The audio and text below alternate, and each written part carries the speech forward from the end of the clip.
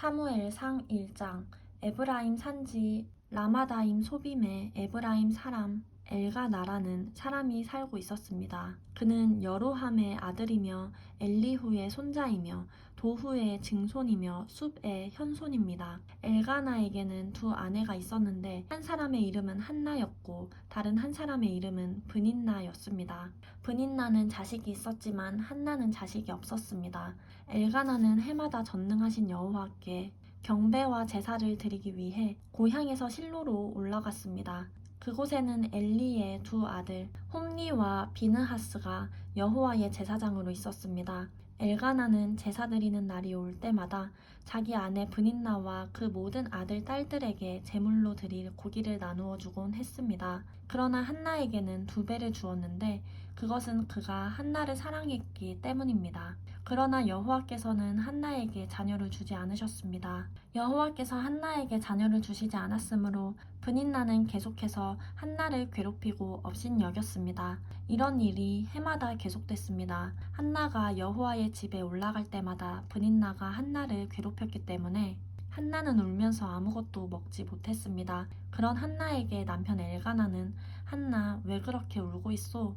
왜 먹지 않고 있소? 왜 그렇게 슬퍼하고만 있소? 내가 당신에게 10아들보다 낫지 않소? 하고 말했습니다. 그들이 실로에서 먹고 마시고 난 뒤 한나가 자리에서 일어났습니다. 그때 엘리 제사장이 여호와의 성전 문 옆에 있는 의자에 앉아 있었습니다. 한나는 마음이 너무나 괴로워 울고 또 울면서 여호와께 기도했습니다. 그리고 맹세하면서 말했습니다.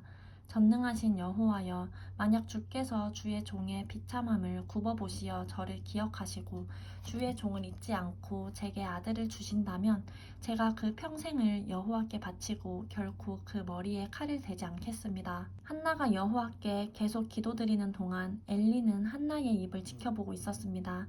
한나가 마음속으로 기도하고 있어서 입술은 움직였지만 소리가 들리지 않았습니다. 엘리는 한나가 술에 취했다고 생각하고 얼마나 더 취해야겠소? 어서 술을 끊으시오 라고 말했습니다. 한나가 대답했습니다. 네 주여, 그런 게 아닙니다. 저는 슬픔이 가득한 여자입니다. 저는 포도주나 독한 술을 마신 것이 아니라 여호와께 제 심정을 쏟아낸 것입니다. 당신의 여종을 나쁜 여자로 여기지 마십시오. 저는 너무 괴롭고 슬퍼 여기서 기도하고 있었을 뿐입니다. 그러자 엘리가 말했습니다. 평안히 가시오. 이스라엘의 하나님께서 당신이 구한 것을 허락하실 것이요. 한나가 말했습니다. 당신의 여종이 당신께 은총 받기를 바랍니다. 그러고 나서 한나는 가서 음식을 먹고 그 이후로 얼굴에 근심을 띠지 않았습니다.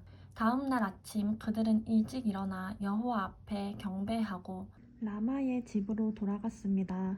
엘가나는 자기 아내 한나와 잠자리를 같이 했고 여호와께서는 한나를 기억하셨습니다. 한나는 임신을 했고 때가 되자 그녀는 아들을 낳았습니다. 한나는 여호와께 구해 얻은 아들이라 해서 그 아이의 이름을 사무엘이라고 지었습니다. 엘가나가 온 가족을 데리고 매년제와 서원제를 드리러 올라갈 때 한나는 가지 않고 남편에게 이렇게 말했습니다.